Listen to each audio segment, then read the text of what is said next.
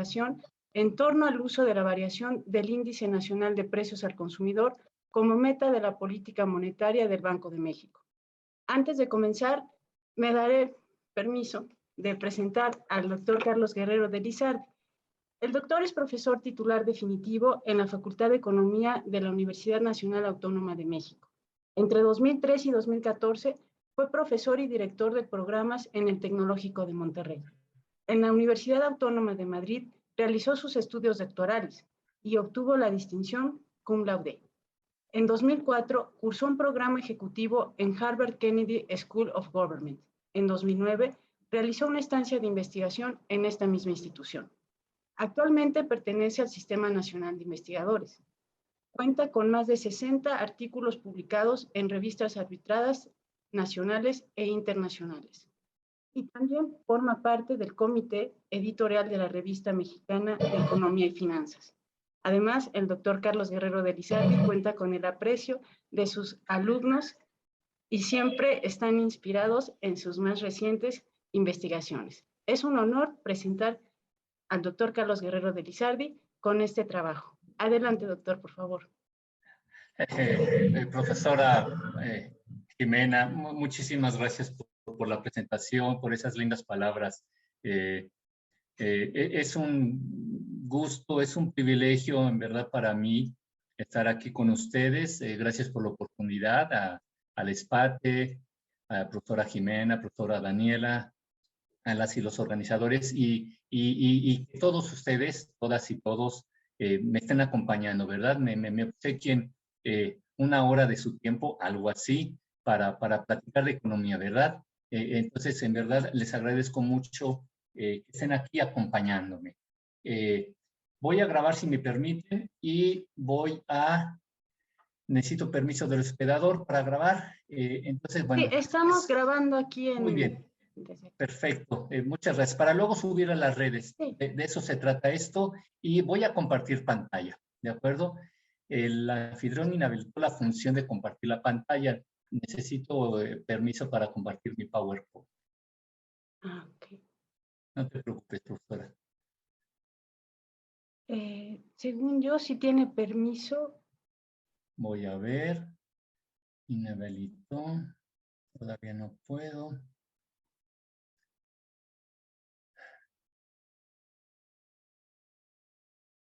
A ver.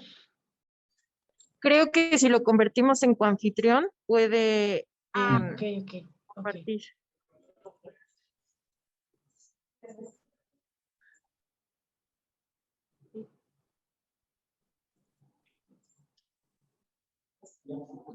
Yo sigo entrando en pánico porque, por ejemplo, no tengo el icono de Zoom. Mis clases las doy en Teams. Ya lo hice coanfitrión, doctor. Sí, ¿verdad? Porque yo desde aquí... Gracias. Muchas gracias. Yo entro en pánico también, profesora Jimena. Hace ratito, ¿dónde está el Zoom? ¿Dónde está el Zoom, verdad? Porque no venía el link completo de Zoom, sino de, bueno, lo que se requería, ¿verdad? Entonces yo sigo apanicado con eso de la tecnología. Otra vez, los invito a que prendan su cámara, ¿de acuerdo? Itzel, por favor, préndela. Andrea Amador, Flores, Oscar, sean amables conmigo, atrévanse a prenderla. Están dentro de mi casa y yo quiero también estar dentro de la suya. ¿De acuerdo? Profesor Valencia, qué gusto verte aquí. Ahora sí, comparto pantalla.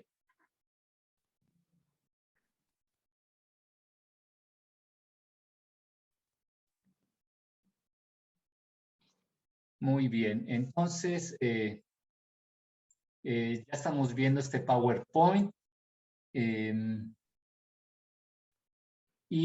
Bueno, la ponencia se titula, es un documento que ya publiqué en una revista de la UAM, en Análisis Económico, en torno al uso de la variación. El título tiene que ser preciso, ¿de acuerdo? Entonces, en torno al uso de la variación del Índice Nacional de Precios al Consumidor como meta de la política monetaria del Banco de México. Entonces, ¿por qué este título? Sabemos, la meta del Banco de México es la tasa de inflación, ¿verdad? Más o menos un punto porcentual, ¿de acuerdo? Ahora, es la tasa de crecimiento, la inflación, utilizando a uno de tantos índices de precios disponibles en la economía. El Índice Nacional de Precios al Consumidor, ¿de acuerdo? Y ahí pongo una imagen, ¿verdad? El objetivo del Banco de México es procurar la estabilidad del poder adquisitivo de la moneda. Poder adquisitivo de la moneda. Y entonces, por eso, una tuitera me hizo amablemente este meme, ¿de acuerdo? Porque es un peso que va de compras, ¿verdad? Entonces, yo voy a poner en duda el parafraseo del Banco de México. Procurar la estabilidad del poder de compra de la moneda nacional, ¿verdad? Y detrás de este objetivo está la meta. 3% de inflación medida como la tasa de crecimiento del INPC. Voy a poner en duda las ideas económicas de fondo. Para hacerlo, voy a echar mano, estoy tratando de pasar página, ténganme paciencia. Para poner en duda el objetivo y la meta, voy a echar mano de esta idea básica del Premio Nobel de Economía del 89, Avelmo, que allá por el 44, en la revista Econométrica, publicó una monografía muy famosa, Enfoque probabilístico de la econometría. Y hay un apartado, el tercero, si mal no recuerdo, de esta monografía que se llama es necesario saber una distinción, una importante distinción entre el valor observado o medido, el valor verdadero y la definición teórica de la variable. ¿De acuerdo? Son cosas distintas. Es el hombre araña, pero en distintos universos, multiversos decimos, ¿verdad? Una cosa es la definición teórica de la variable, ese es el mundo teórico, el universo teórico. Otro es el valor observado o medido, el que nos proporciona típicamente un instituto de estadística, un banco central. Y otra cosa es el valor verdadero de la variable. Es una noción estadística muy importante. A partir de estas distinciones, definición teórica de la variable, valor observado o medido, y su valor verdadero, se desprenden las siguientes implicaciones. ¿De acuerdo? Vamos a discutir, entonces, estamos hablando de política monetaria y fíjense, el objetivo es procurar la estabilidad del poder adquisitivo de la moneda nacional. Y entonces aquí inmediatamente pongo el debate. Bueno, ¿de qué variable teórica estamos hablando? ¿Del nivel de precios de la economía? Yo diría que sí, ¿verdad? Porque acuérdense que una cosa es el nivel de precios de la economía y otra cosa son los precios que enfrentan los consumidores. Y si dejamos ese plano teórico y saltamos al mundo empírico, tenemos, por ejemplo, el deflactor implícito del PIB, el índice de precios al productor, el índice nacional de precios al consumidor. Tenemos distinto menú de variables medidas u observadas. Entonces, variable teórica, ese es un terreno. Saltamos al mundo empírico, valores observados o medidos. Y entonces aquí, a ver, el Banco de México tiene como objetivo el nivel de precios de la economía, pero su meta está puesta en términos de tasa de crecimiento de un índice de precios, pero no del nivel de precios de la economía, sino de un subconjunto, chiquito, chiquito, chiquito, los precios que enfrentan algunos consumidores. Y estoy diciendo algunos consumidores, no todos. Más adelante pondré mis argumentos. Entonces, ya saltamos de la discusión en el mundo teórico, ¿de qué estamos hablando? Definiciones teóricas, al mundo empírico, medido utilizando datos, ¿verdad? Valores observados o medidos. Y aquí el debate es, por ejemplo, el deflactor del PIB o el IPC, el índice de precios al consumidor. ¿Y qué nos dice Avelmo en esa monografía? Lo primero que tenemos que hacer es revisar la correspondencia y se dice débil o fuerte entre la definición teórica y el valor observado o medido. ¿De acuerdo? ¿Hay match o no match entre tu definición teórica y el valor observado o medido? Siempre en esta ciencia empírica, que como es la economía, nos tenemos que preguntar por esta correspondencia, débil o fuerte.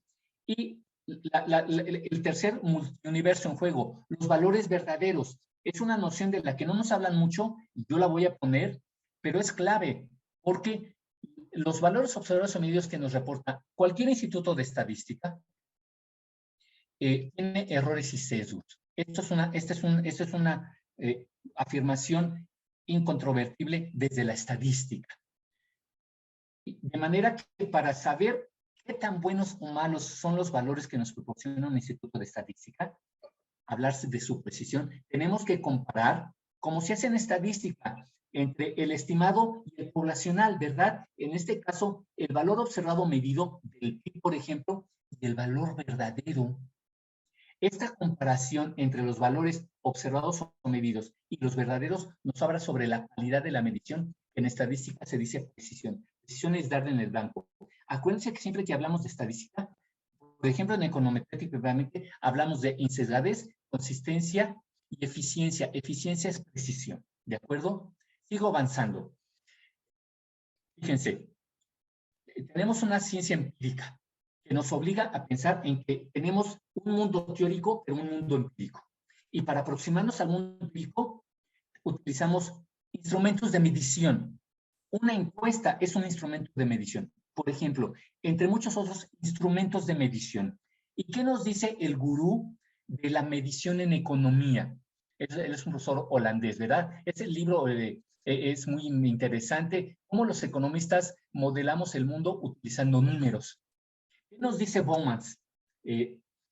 Un problema relevante es que tenemos instrumentos de medición y esos instrumentos de medición hacen visible lo no observable. No existe el Producto Interno Bruto, es una construcción del sistema de cuentas nacionales utilizando encuestas y otras informaciones, ¿verdad? Entonces, todos esos constituyen los instrumentos de medición. Y al final nos presentan el sistema de cuentas nacionales. Utilizamos instrumentos de medición para hacer visible lo no observable. No existe el nivel de precios. Es una construcción que hacemos los economistas, ¿verdad? Captamos nuestro objeto de estudio que existe allá afuera, los procesos económicos, sus resultados y los medimos utilizando instrumentos de medición. El meollo es que esos instrumentos de medición, nos dice Marcel Baumans, crean al objeto de estudio. ¿De acuerdo? Y entonces lo pueden distorsionar. Ese es el meollo y tienen que estar muy pendientes de esto. A diferencia de un biólogo que puede ver a una cebra directamente, nosotros no vemos al nivel de precios o no vemos el nivel de actividad económica. Es todo un proceso porque nuestra ciencia es una ciencia empírica. Entonces, estamos hablando del nivel de precios, ¿de acuerdo? Inicialmente, es el nivel de precios, porque de eso se trata la política monetaria, del nivel de precios de la economía, y por eso su instrumento, la tasa de interés de referencia, bueno, pretende afectar al nivel de precios de toda la economía. Damos el siguiente paso de la definición teórica, nivel de precios, a el mundo empírico. Bueno, les platico, bueno, en México utilizamos este clasificador desde el NAFTA, desde el Telecan, y esa es la medición empírica que se corresponde fuertemente con esta noción del nivel de precios. En México tenemos este clasificador que incluye 20 sectores, por tanto hay 20 precios, índices de precios agregados, 94 subsectores, 306 ramas, 615 ramas y 1084 clases de actividad económica. De manera que el INEGI nos proporciona, en efecto, 1084 índices de precios de esas clases de actividad económica. Digamos que es el mapeo, la estructura de la economía mexicana. Y tenemos eso, 1084 índices de precios, que aún son agregados, ¿verdad? Porque digamos que una de esas clases es producción de agua. Y dentro de la producción de agua tenemos toda una variedad de precios. Entonces, aún aquí hay un grandísimo ejercicio de agregación. Vamos agregando 1084 índices de precios, 615, 306, 94, 20, y al final tenemos el deflactor implícito del PIB. De manera que esta discusión, en primer lugar, tiene que ver con el sistema de cuentas nacionales. Por eso les presento este libro Está publicado por la OECD. Es segunda edición, es de los 2000. La primera edición está traducida, comprendiendo las cuentas nacionales, donde están the national accounts, de dos grandes economistas, Letellier, François Letellier, también está ligado al INEGI francés, al INSEE, ¿de acuerdo? ¿Qué nos dicen desde el capítulo 1? Porque vamos a pensar en eso. Tenemos que distinguir ese mundo teórico, nivel de precios, y el mundo contable, el de los numeritos, digamos. Entonces, mi primera aproximación es, a ver, ¿cuál es la variable que se aproxima más a la noción teórica de nivel de precios? Entonces, tengo que ir al sistema de cuentas nacionales, pero tengo que poner el telón de fondo, y desde el capítulo 1 nos lo ponen Letellier y Blake, los autores de este libro, publicado ya en segunda edición, corregida y aumentada, como se dice, por la OECD. Nos dice, accuracy de las national accounts, la precisión de las cuentas nacionales. No lean esto, por favor, lo pongo como prurito académico. El libro es open access, lo voy a subir, no se preocupen, a las redes, pero ¿qué nos dice? Aquí está. Sobre la precisión de las cuentas nacionales, nos dicen, el mote de estadística es muy importante, porque estadística en el sentido de la ciencia estadística habla de errores, sesgos, aproximación, corrección, etcétera. Y entonces nos dicen, no son tan confiables las cuentas nacionales como las cuentas de una compañía. En particular, el GDP está expresado en millones de la unidad monetaria del país, pero el usuario, nosotros, debemos estar advertidos que las cuentas nacionales están lejos, muy lejos de ser precisas al nivel de millones. Entonces, el grueso de las, ya no de cientos, miles, decenas de miles de variables que componen el sistema de cuentas nacionales moderno, empezando por la emblemática, el Producto Interno Bruto. ¿Qué nos dicen los autores? Debemos estar advertidos que no son precisas, están lejos, muy lejos de ser precisas a nivel de millones. Siguiente pregunta, bueno, cualquier medición estadística está sujeta a errores y sesgos. ¿De qué tamaño son, Carlos? ¿Qué nos dicen? Ni siquiera es posible dar un estadístico resumen de la precisión del GDP. Sabemos que tienen errores en millones, y por su construcción, no puedo abundar ahorita en esto, ni siquiera podemos obtener una medida, resumen de un error de 3%, 5%, 10%, ni siquiera podemos tener una idea del tamaño de los errores. ¿Qué más nos dicen?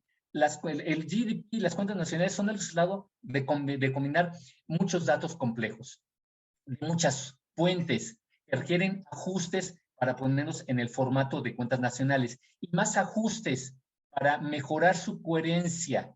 Y esto es clave. Nunca nos lo va a decir un instituto de estadística, utilizando frecuentemente métodos no científicos. Entonces, otra vez, espero que esto sea un cubetazo de agua fría para algunos de ustedes.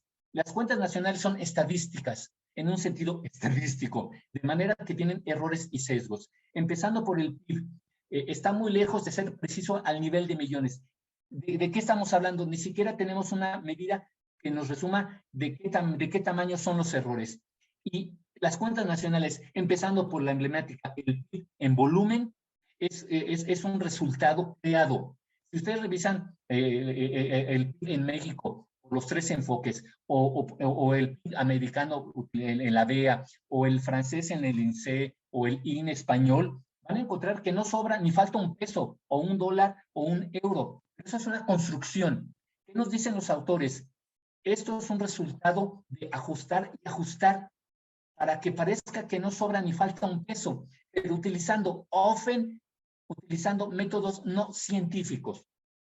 Entonces, miren, no sé si estudiaron así cuentas nacionales, pero así se tienen que estudiar. Y este libro es clave. Las cuentas nacionales, y nos lo platican desde el capítulo 1, todas ya son decenas de miles de variables, se soportan por tres ecuaciones fundamentales. Y la primera de ellas es esta, ecuación fundamental del sistema de cuentas nacionales. ¿Qué asocia?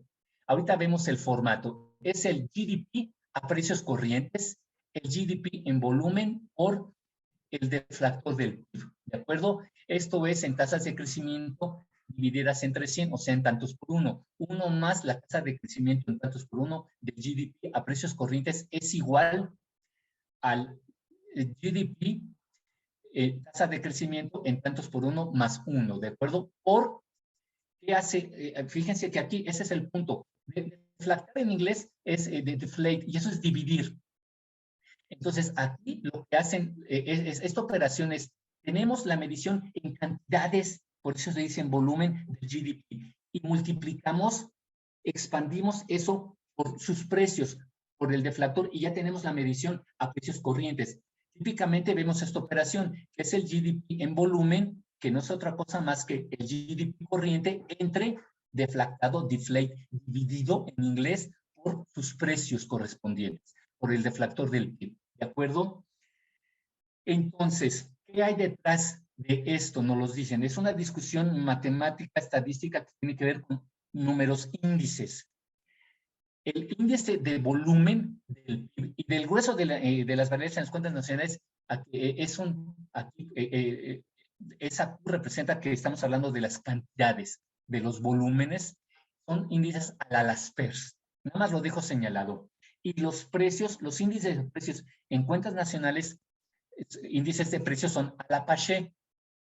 El índice de cantidades ve el cambio en las cantidades y utiliza como ponderadores los precios del T de referencia. En contraste, los índices de precios son a la PACHE.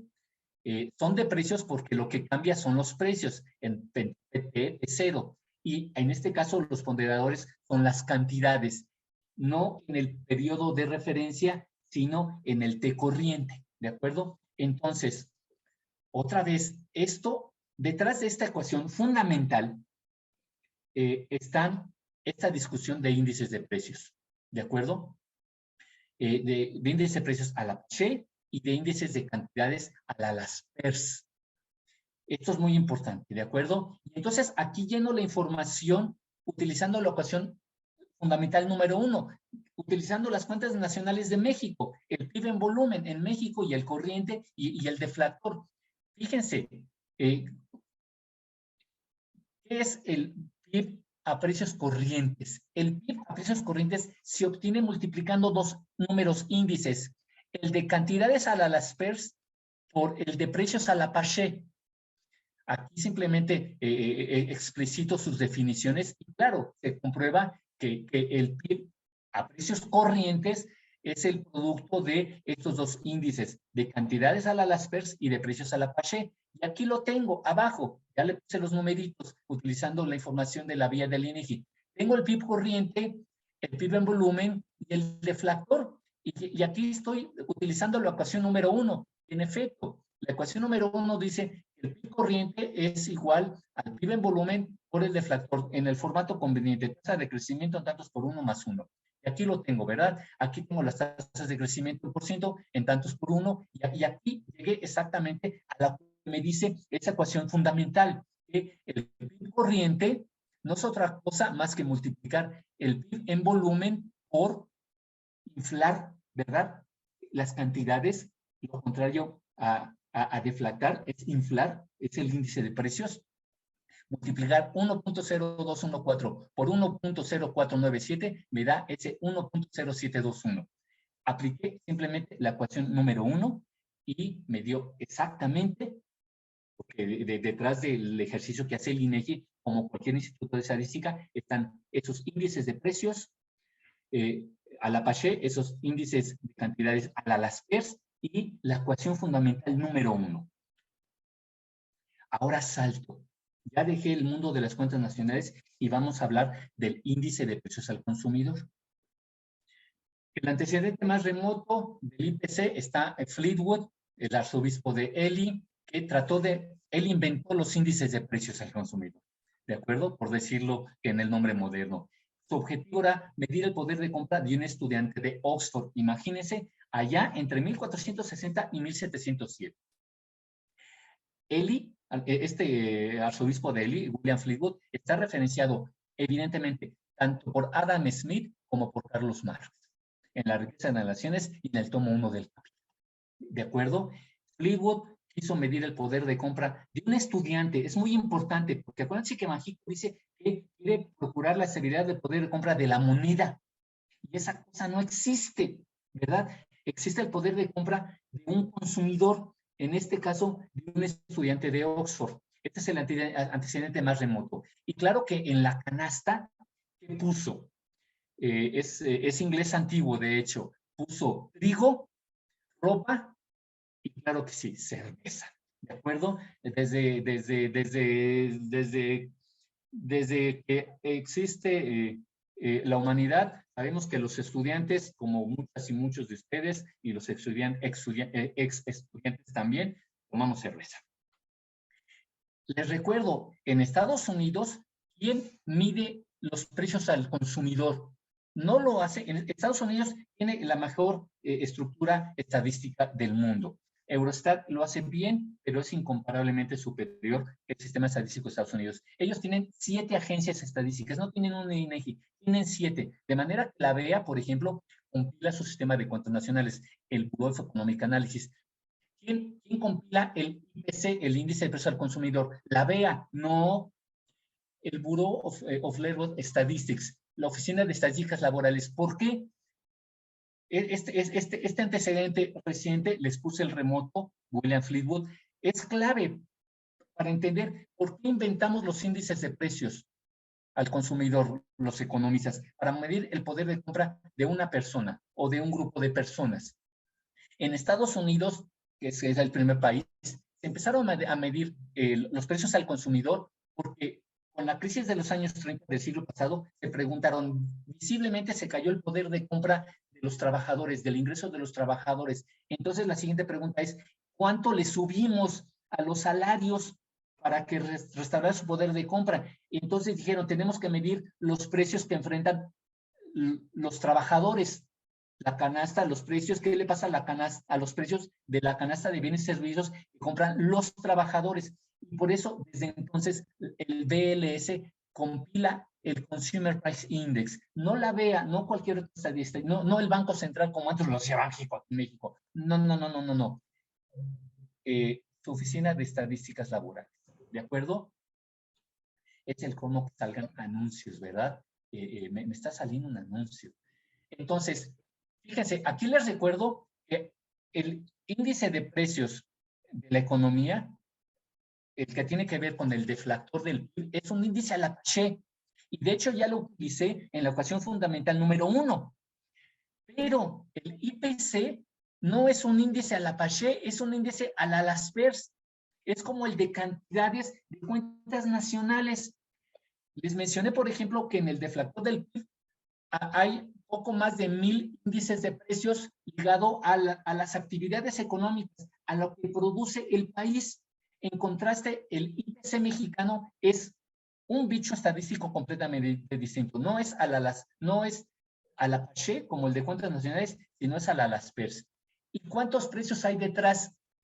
300 bienes, los precios de 300 bienes genéricos. ¿Por qué genéricos? Detrás de los genéricos hay específicos. Por ejemplo, el precio de la tortilla. Es que hay, aunque no lo crean, no sé si lo crean o no, 12 o más tipos de tortillas en el país. Entonces, ese es el precio del genérico tortilla.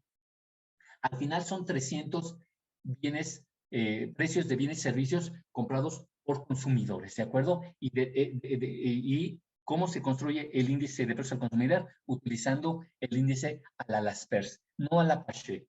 ¿Qué estoy diciendo? A ver, si yo utilizo el índice de precios al consumidor y lo intento, lo introduzco en esa fórmula, en la ecuación fundamental número 1, no me da la igualdad, no me da la ecuación, porque no es lo mismo el nivel de precios, noción teórica, medido por el GDP, por el deflactor del PIB, que medido por un subconjunto chiquito. Por eso les puse, el deflactor del PIB en México trae más de 1000 precios en formato índice de actividades económicas.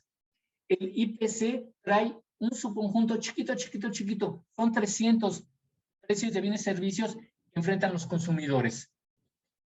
Si utilizo, si digo, ¿son intercambiables? No. Ese es el punto. Por eso aquí les pongo esta ecuación se mantiene, la ecuación fundamental de todo el sistema de cuentas nacionales se mantiene si, solo si utilizo el índice de precios de la economía, medido por el deflactor implícito del PIB. Solo así se mantiene esa ecuación. Si utilizo el IPC en el formato conveniente, no se cumple esa ecuación fundamental.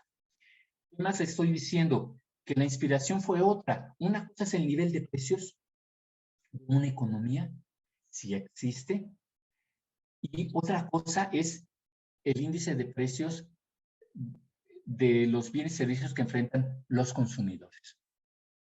Son nociones teóricas distintas. Inventamos los índices de precios al consumidor para medir el poder de compra, empezando por un estudiante de Oxford, ¿verdad? Y después de algunos consumidores. Voy a dejar claro más adelante por qué de algunos consumidores. Entonces, otra nota desde los números índices. El índice de precios de la economía es a la Pache y el del consumidor es a la Laspers. Son bichos estadísticos distintos.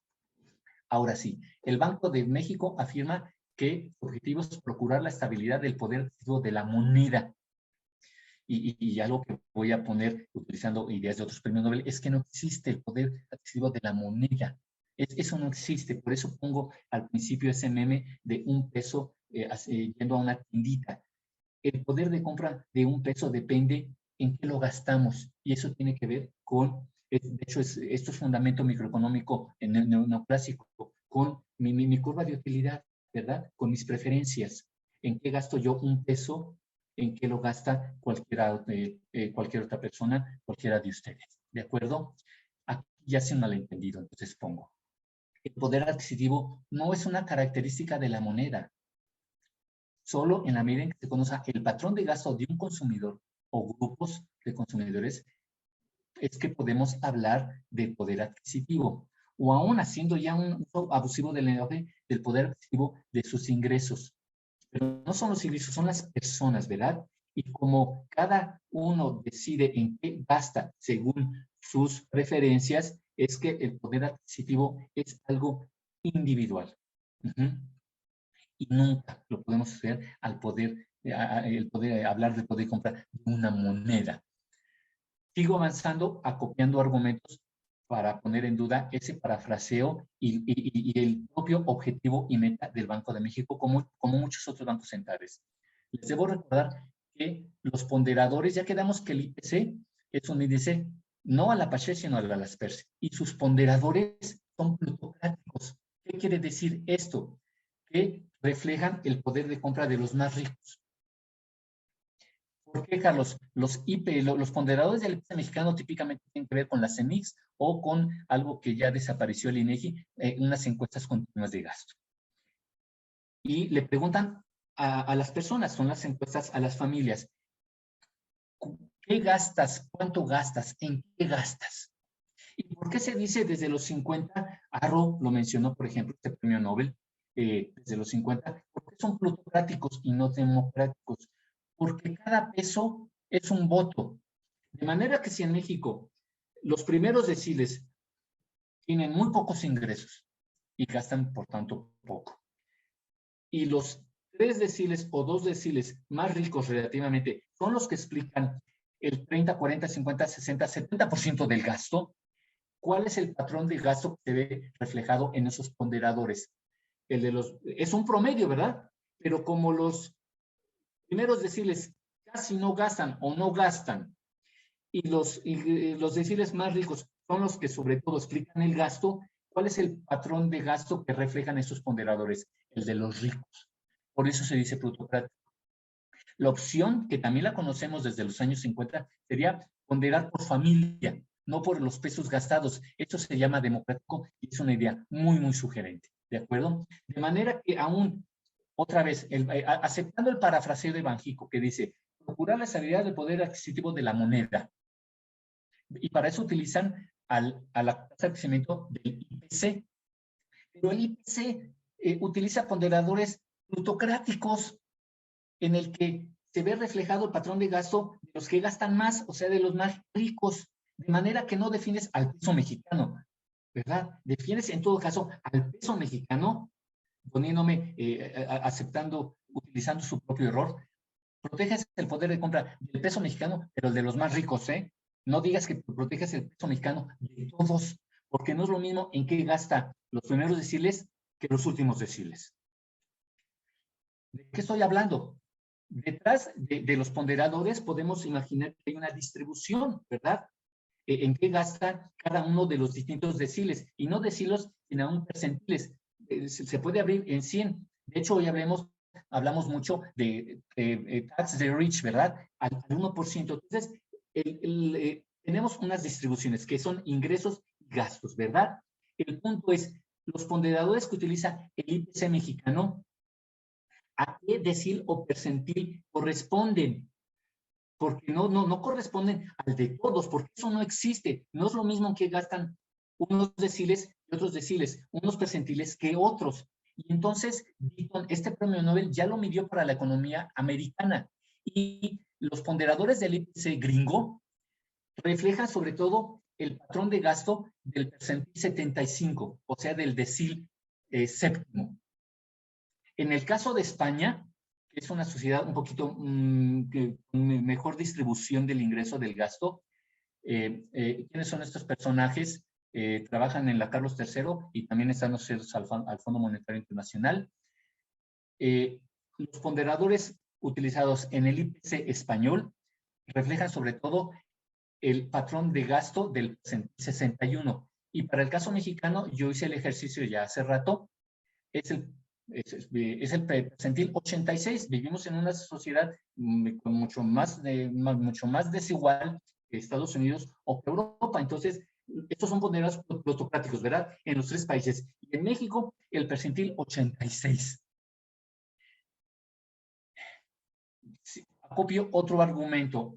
Bueno, pero al final del día, Carlos, sí, ya nos dijiste que se trata de distintos dichos estadísticos, porque el deflactor del PIB, el índice de precios de la economía, es un índice al Apache. Y el IPC, y detrás de ese índice de precios al Apache, hay más de 1000 precios de actividades económicas. Y detrás del IPC es un índice al Alaspers y solamente incluye 300 precios de bienes y servicios genéricos. Ya me dijiste que son bichos estadísticos distintos. Que solamente se cumple la ecuación 1 fundamental del sistema de cuentas nacionales, se utilizó el deflactor del PIB, no el IPC. Ya me dijiste que de origen, los índices de precios al consumidor, teóricamente hablando, buscan medir el poder de compra de un consumidor. Por eso cité a Fleetwood y después al BLS americano. Siguiente argumento. Además, el IPC es un indicador plutocrático. Hago un pequeño paréntesis, de manera que cuando medimos pobreza, ¿verdad? Coneval actualiza los precios de las canastas y los ingresos y gastos de las personas utilizando al IPC. Y esto es un mal chiste, por decirlo suavecito, porque utiliza un índice de precios plutocrático ligado a los más ricos para medir qué le pasó a los ingresos, gastos y a los precios de las canastas que enfrentan los más pobres. Pero utiliza un índice de precios que refleja el patrón de gasto de los más ricos. Lo estoy diciendo suavecito, es un mal chiste, ¿de acuerdo? Aquí está la información para, según Deaton, Estados Unidos, Izquierdo Leyes Ruiz Castillo, España, y Guerrero para México. Acopio otro argumento, ¿de acuerdo? Oye, Carlos, pero si vemos numéricamente, se parecen los numeritos. La tasa de crecimiento del deflactor del PIB y la tasa de crecimiento del IPC. Parece insignificante. Hasta cierto punto lo es, lo digo, pero solo por construcción. 1. Ya quedamos que no se cumple la ecuación número 1. La ecuación fundamental número 1, si sustituyo un índice de precios por otro índice de precios. Ahora doy el siguiente paso. Esto es por construcción. Fisher escribió el libro más importante que se llama La hechura de los números índices, The Making of Number Index, en el 22, ¿verdad? Y él acepta que es un número índice, es una discusión estadística. Un número índice es un promedio, es algo obvio, ¿verdad? Pero cuando sacamos un promedio, ajustamos. ¿Qué quiero decir? Le quito variabilidad. ¿sí? Un promedio es eso, es quitarle. Tengo una variable, le saco un promedio que es una constante, ya le quité la variabilidad. Entonces, un número o índice hace que dos precios que son distintos, imagínense, detrás del IPC hay 300 bienes y servicios. Y detrás del deflactor hay 1000 precios de actividades económicas. Pero los aplano, porque utilizo números índices. En un caso la Laspers y en otro la Pages, pero cualquier número índice aplana y aplana y aplana, de manera que al final numéricamente se parecen. Pero esto fue por construcción, por el instrumento de medición. Por eso ya les cité al gurú internacional de medición y economía, a Bowman, que nos dice, cuidado con los instrumentos, porque el instrumento utilizado crea tu objeto de estudio. De manera que ustedes dicen, es que sí se parecen, Carlos, pero se parecen por construcción. Porque si lo pensamos bien, no tienen que ver los precios de toda la economía, y detrás de esos precios, en el caso mexicano, hay 1000 actividades económicas y los precios de 300 bienes y servicios genéricos que enfrentan los consumidores. El propio Fisher lo aceptó, habla de reducción o de compromiso. Es una jerga vieja del inglés, ¿verdad? Voy a poner el ejemplo. En la página 105 de su libro, Fisher resumió la condición basada en una, estoy citándolo, hipótesis extremadamente violenta, así lo pone, que le permitió integrar la noción de un único nivel de precios en el contexto de la teoría cuantitativa. Él estaba pensando en el nivel de precios de una economía. Entonces habló de números índices. Pero en primer lugar, habló de números índices asociados al nivel general de precios de la economía, no del IPC, ¿de acuerdo? ¿Y qué nos dice aquí? ¿Cuál es esa hipótesis extremadamente violenta? Los precios nunca se mueven al unísono perfecto. Solo que nos creamos el cuento neoclásico de que existen mercados y el arbitraje, y entonces hay un solo precio de equilibrio y una sola cantidad de equilibrio, pero eso en el mundo real no existe, ¿de acuerdo? Esta es una idea que no puedo desarrollar.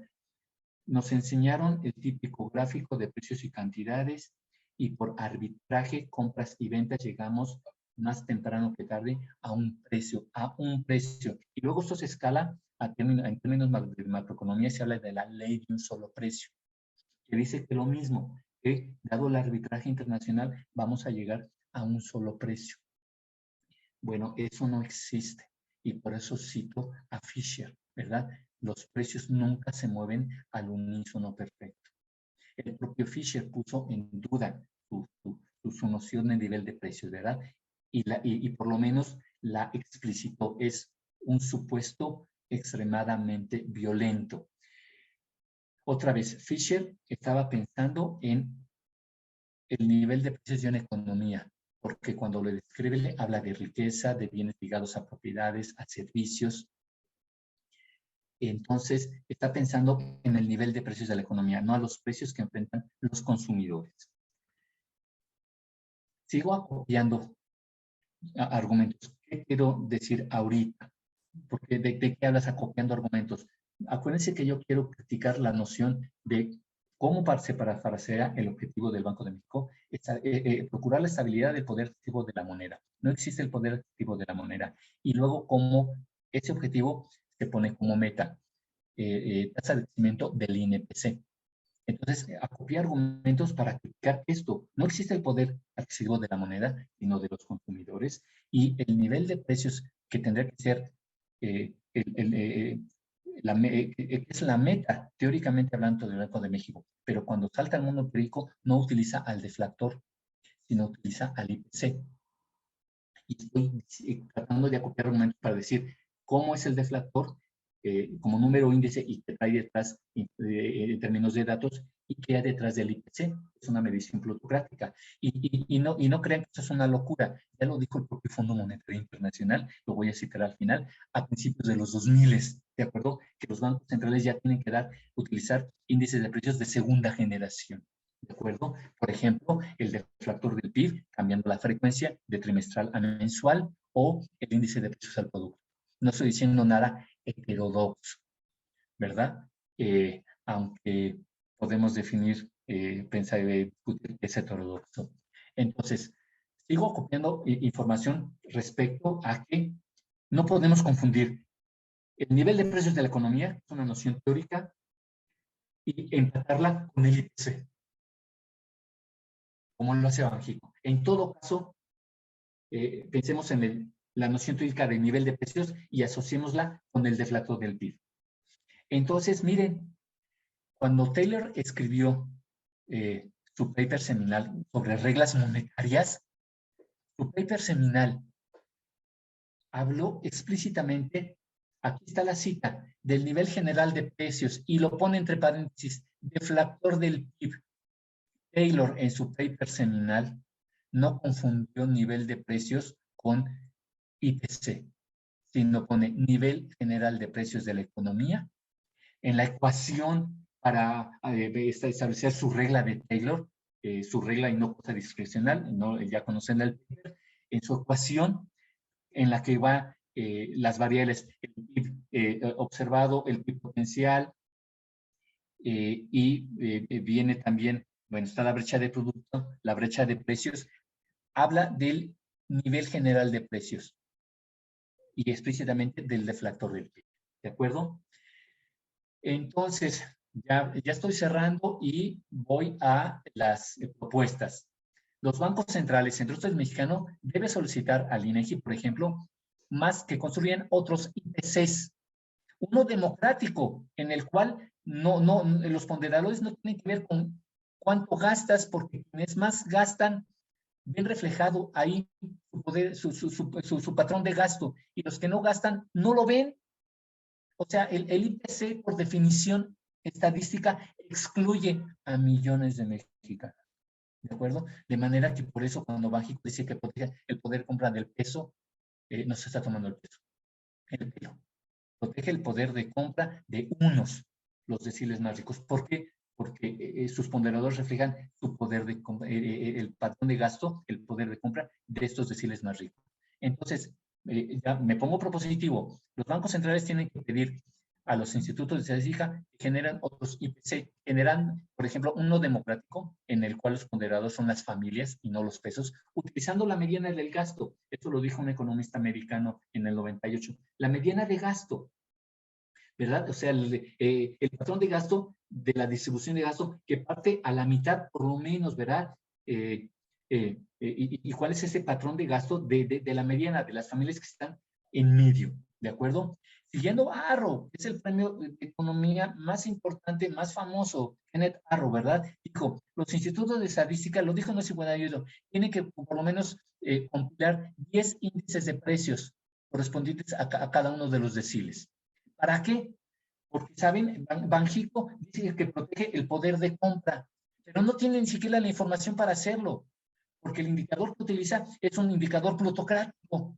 Entonces, construyen uno democrático, uno basado en la mediana, 10 correspondientes a los deciles para ver el patrón de gasto y qué le pasa al patrón de gasto de cada uno de los deciles, ¿verdad?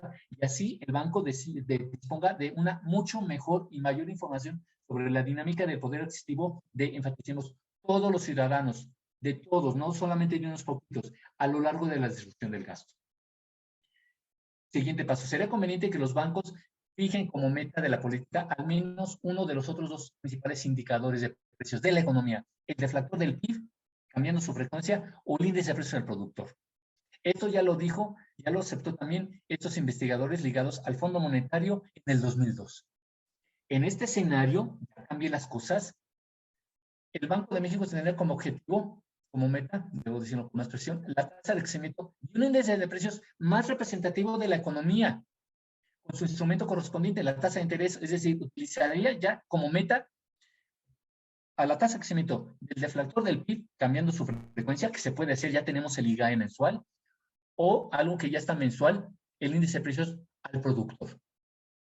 Y esto debe sonar desde el principio, cuando empezaron a estudiar economía, a ver cómo que el Banco de México tiene un instrumento que es la tasa de interés, pero la tasa de interés afecta las decisiones de inversión y de gasto, pero la meta tiene que ver con los precios que enfrentan los consumidores, aquí hay una evidencia, falta de correspondencia. Entonces, tener otra meta ligada al crecimiento de los precios, pero de la economía, medidos por el deflator del PIB o el índice de precio al productor, y así ya hacemos match con el instrumento, la tasa de interés de referencia.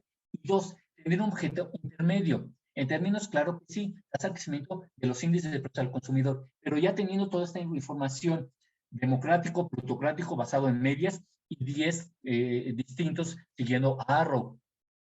Y así ya podría entender mejor qué está pasando al poder adquisitivo de todos los consumidores, no de unos poquitos, ¿de acuerdo? Ya cerré. Muchísimas gracias. Muchas gracias por darme esta oportunidad de platicar con ustedes. Le dejo la palabra a la profesora Valentina. Muchas gracias, Jimena. Muchas gracias, doctor Carlos Guerrero Lizardi.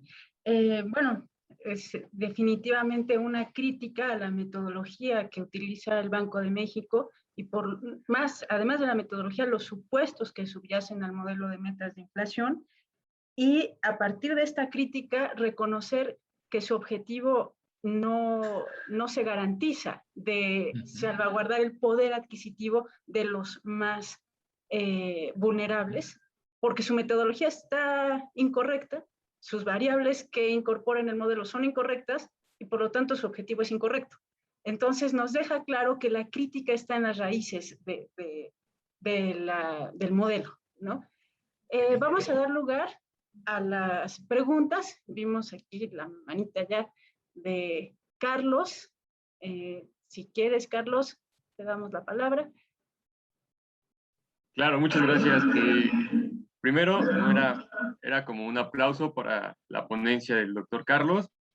Me parece relevante esta exposición por dos motivos. Una, en mi caso, fue la primera sesión del ESPATE que asistí en manera presencial ya hace un año y cacho, que también la dio el doctor Carlos, cuando todavía teníamos facultad presencial. Y en segundo motivo es también relevar de que tenemos concordancia en algunos temas respecto al régimen de metas de inflación.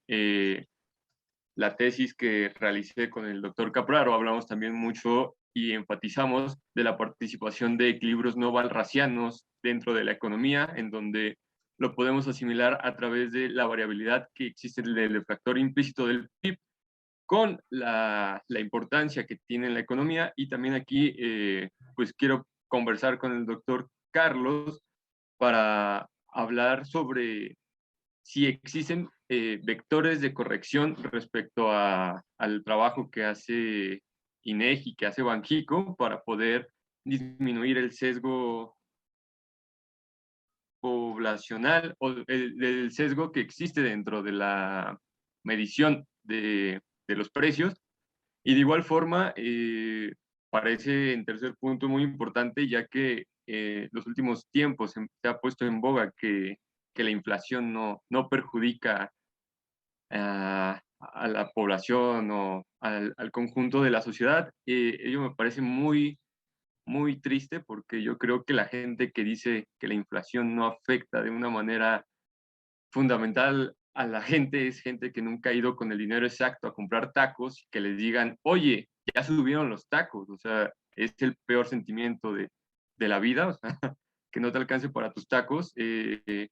Y se puede ver en la exposición del doctor Carlos. O sea, las pautas de medición que existen en nuestros días, se necesita mayor detenimiento a lo mejor para revisarlo en la misma facultad. De mi parte, yo no conocía que había 16 tipos de tortillas. Es un dato interesante, y también pues abre hasta canales de investigación suena mucho en los memes, y es un gusto volver a ver memes del doctor Lizardi.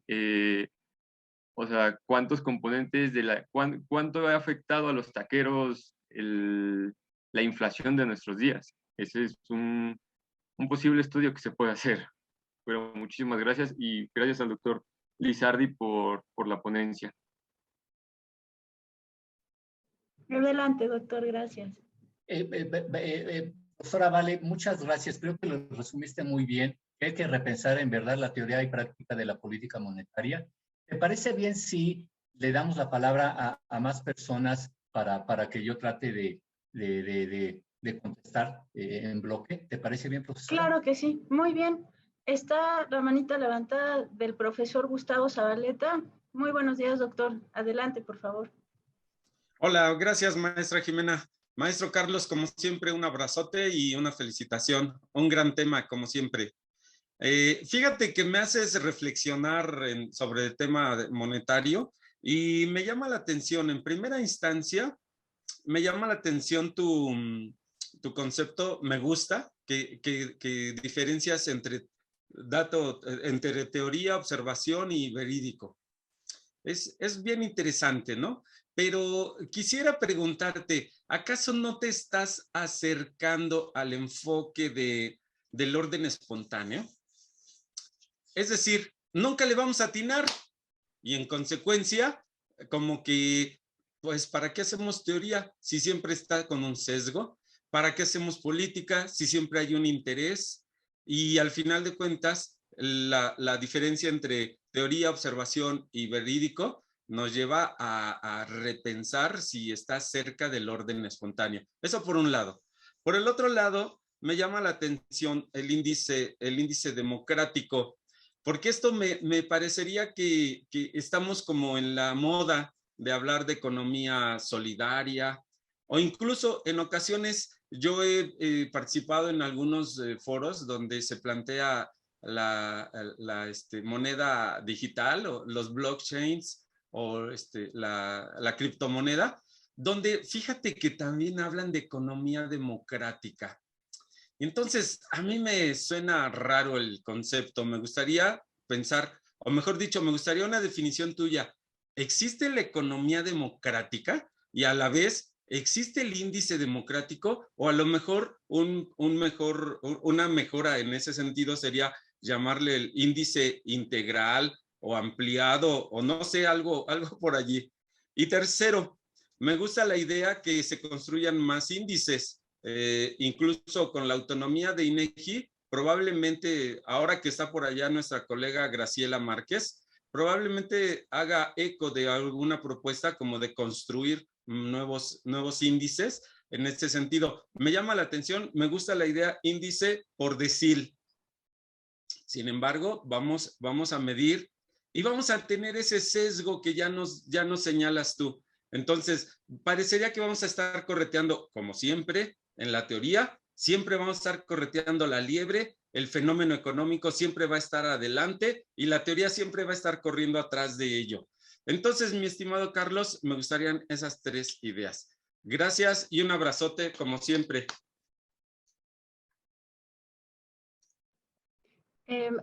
Pues no, ¿alguna pregunta adicional? No vemos manitas levantadas. Por el momento, todavía no se animan. Doctor. Muy bien. Muchas gracias, Jimena. Muchas gracias, Carlos, profesor Gustavo.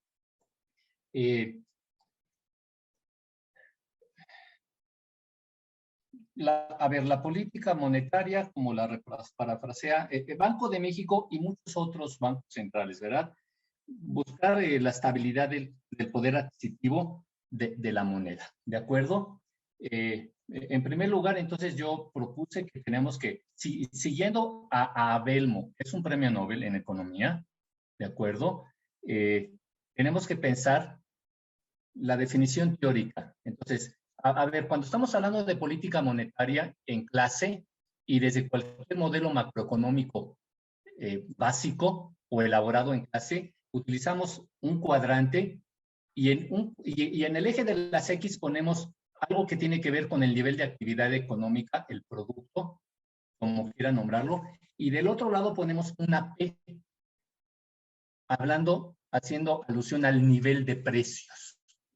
Entonces, a ver, modelo de oferta y demanda agregadas. Tengo mis precios, tengo mi nivel de producción, tengo entonces tres situaciones: equilibrio de largo plazo, equilibrio de corto plazo, la brecha inflacionaria, la brecha recesiva. Otra vez, en cualquier modelo macro keynesiano, el que me pongan enfrente, tengo nivel de precios, una P, y aquí el nivel de producción. ¿De acuerdo? La Y. P e Y. De manera que la discusión teórica parte del nivel de precios. El punto es que, y esto también tiene razones históricas, no puedo abundar en eso. ¿Por qué sucedió esto? Sí hay razones históricas que lo explican. Al final del día, los bancos centrales adoptaron como proxy, como valor observado medido del nivel de precios, el índice de precios ligado a los consumidores, el IPC. ¿De acuerdo? Entonces, es el meollo, como lo dicen investigadores de Fondo Monetario, es que ya tenemos que dar el siguiente paso, ¿verdad? Hay que repensar esto y tenemos ya teoría y numeritos suficientes para dar los siguientes pasos, ¿de acuerdo? A ver, esto no es de pensar realidades e irrealidades. Tenemos instrumentos de medición. Y estos instrumentos de medición, por ejemplo, son los números índices que utilizan como input información que viene de encuestas. Entonces, se sabe que cualquier medición está sujeta a errores y sesgos. Eso no quiere decir que las tiremos a la basura. Pero es clave reconocer que cuando medimos, nos equivocamos. Lo dije rápido, ¿verdad? Y que tenemos que hacer un esfuerzo por ir mejorando nuestras mediciones. Y para hacerlo necesitamos tener mejores instrumentos. Y ya vimos que, por ejemplo, para tener números índices, el INEGI aplica muchas encuestas. Hay que tener más y mejores presupuestos para tener mejores encuestas y captar mejor la información, el insumo, ¿de acuerdo? Para después meterlos en los números índices y en el propio sistema de cuentas nacionales. De manera que ubiquémonos. Estamos en una ciencia bien asentada, que es una ciencia empírica y que echa mano de estadística, matemáticas, teorías económicas. Entonces, por ahí va la discusión. Hacer mejor las cosas como economistas y que los funcionarios públicos hagan mejor las cosas. ¿Qué quiero decir? Otra vez, para los economistas esto debe ser obvio. Es nivel de precios. El nivel de precios, la variable que se corresponde con nivel de precios no es el IPC, sino es el deflactor del PIB o el índice de precios al productor. Siguiente paso, plutocrático y democrático. Así se llama el paper que escribió Press a principios de los 50, índices de precios plutocráticos y democráticos. No es una jerga de hoy, no confundamos con cualquier cosa que podamos analizar que pasa hoy en las sociedades. En el 52-53 hace el paper de Press que retomó Arrow para decir, por lo menos, tengamos 10 índices de precios. Pero esta discusión de democrático, de economía social, ¿existe también el concepto de economía social? Claro que sí. Hay una maestría, de hecho, en la UAM, ¿verdad?, que enfatiza eso, en estudios de economía social. Claro que existe. Economía moral. Google, échenle mano al doctor Google o a la doctora Wiki. Existe desde hace décadas la economía moral.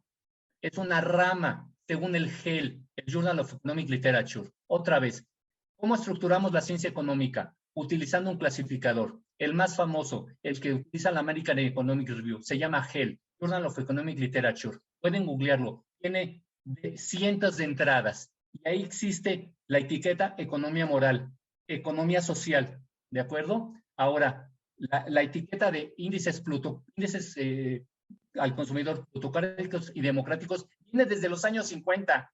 De hecho, cuando vivíamos el macartismo, en Estados Unidos, cuando vivían los peores años de su historia en Estados Unidos, durante el macartismo, durante la persecución, hasta Woody Allen fue perseguido.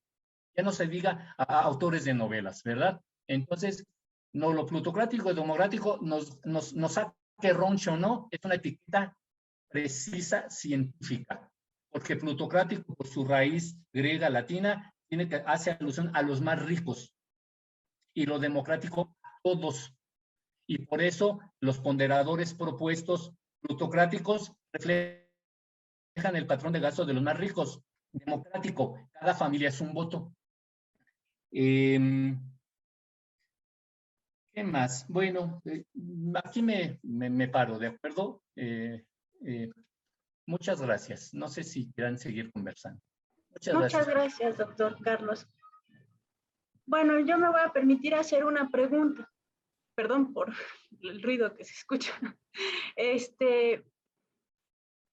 ¿Podría usted considerar en una evaluación que estamos en el contexto ante un proceso inflacionario, bajo crecimiento, que desde los organismos internacionales replanteen la forma que estamos estimando o los bancos centrales están estimando la inflación? ¿Estamos en el momento coyuntural o todavía va a transitar más eventos que nos hagan cuestionar si estamos realmente midiendo bien? ¿Estamos en el momento indicado o cuál es su pronóstico, doctor?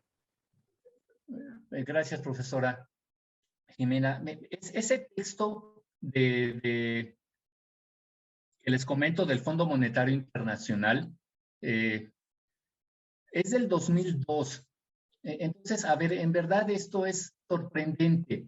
Es un texto, es una compilación de artículos en un foro organizado por el Fondo Monetario y ya esta discusión, a ver, viene desde los años 50 y por eso cito al premio de economía más famoso, a Kenneth Arrow, que en un hearing, cuando se presentó al Congreso para hablar de las mejoras que podrían hacerse en su sistema contable, dijo, por lo menos tengamos 10 índices de precios, uno para cada decil. Entonces, a ver, es una gran pregunta la que hace, profesora, ¿cómo podemos convivir teniendo discusiones tan viejas y ya las soluciones puestas, pero la capacidad de los gobiernos y de los burócratas? No podemos olvidar que son burócratas, ¿verdad? En el bueno y en el mal sentido, no cambian y no cambian y no cambian las cosas, ¿de acuerdo? Son reacios a cambiar las cosas. Entonces, a ver, hoy sí hay una discusión y cada vez va a estar más visible, profesora, porque sabemos que el bienestar no lo podemos asociar con el PIB y su crecimiento. Ya hay suficientes argumentos para decir, el mundo ahorita está la cumbre por cambio climático. Nos estamos acabando al planeta, ¿verdad? De manera que ya no podemos pensar que la solución es crecer para que en un futuro lejano todos estemos mejor. Ya no se puede. Ya. Desde cuando estaba Sarkozy de primer ministro en Francia, le encargó un documento a 2 premios Nobel y a un famoso economista francés, el informe Sen-Stiglitz-Fitoussi. Y es de hace ya más de 10 años, en el que otra vez se retoma, googleenlo, lo pueden bajar, tiene un resumen ejecutivo, es precioso, lo escribió Sen, Stiglitz y Fitoussi, el informe, así se conoce. Entonces, desde hace décadas sabemos que tenemos que dejar de los economistas de asociar crecimiento del PIB con desarrollo económico y el otro. Tenemos que dejar de introducir otras preocupaciones, ¿verdad? Genuinas. Otra vez, esto tiene historia. Medimos los primeros intentos para medir la actividad económica, vienen de 1700, ¿de acuerdo? Y entonces, bueno, sí, eso era razonable hace siglos, ¿verdad? Y todavía hasta el siglo pasado, pero hoy ya no nos da el mundo ni la teoría económica para seguir viendo solamente al PIB. ¿Cuáles son las metas más importantes de un gobierno? Crecimiento del PIB y mantener baja y controlada la inflación medida por la tasa de crecimiento del IPC. Ya no nos da el mundo real para seguir por ahí. Va a haber transformaciones. Mira, hay grandes economistas en Europa y en Estados Unidos que han tratado de introducir esta discusión y todavía no pasa. Todavía no pasa. Planteo como hipótesis, ahorita que me preguntas, hay fuertísimos intereses, sobre todo financieros, para que no cambien las cosas. Lo vemos ahorita en la cumbre para pensar el clima, que muchos de los sponsors son grandes empresas, grandes financieros, petroleros, petroleras, ¿verdad? que están haciendo lobby. Entonces hay economía política, hay poder en todo esto. Y claro que también en el Fondo Monetario, en el Banco Mundial, en la OECD, están en primerísimo lugar los intereses de los grandes capitales, que son financieros, ¿verdad? Y no hay nada peor para un financiero, el grandote y el chiquito, que se muevan los precios en la economía, porque entonces su trabajo se dificulta mucho, ¿verdad?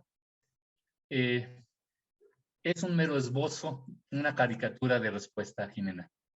No, muchísimas gracias. Vimos un cálido apoyo de Daniela Flores a su tesis de que esta obsesión por crecer ya no es viable ante las necesidades de la humanidad. Y eso es lo que nos hemos deshumanizado. El solo hecho de hoy en día aceptar ya que haya un muerto por COVID y que vamos a seguir la vida normal, es este ejemplo de la deshumanización, que en el fondo es lo que está detrás, que no se apoye un cambio. Entonces, muchísimas gracias, doctor Carlos Guerrero. ¿Alguna pregunta, jóvenes? Muy bien, doctor, pues le damos muchísimas gracias por haber estado con nosotros. Fue un placer haber compartido esta mesa. Muchísimas gracias a todos nuestros alumnos, a nuestros compañeros, colegas que estuvieron presentes y esperamos verlos en la próxima y última sesión del ESPATE, el próximo 19 de noviembre. Así que muchísimas gracias. Sí, doctor Carlos. Muchas gracias, Jimena. Solamente hago el comercial. Voy a subir el PowerPoint, el documento en Word, para que lo puedan hacer copy-paste, vean las referencias bibliográficas, subo los PDFs de la literatura que cito, me salto las trancas, y ojalá también me compartas, Jimena, por un enlace la grabación, y yo la subo a las redes, y se trata eso, de abrir la discusión y poner disponible el conocimiento, ¿verdad? Lo contrario a la sociedad de mercado. Muchísimas gracias, doctor Carlos. Tengan todos un muy bonito día, cuídense muchísimo y estamos en contacto. Gracias. Bye, bye.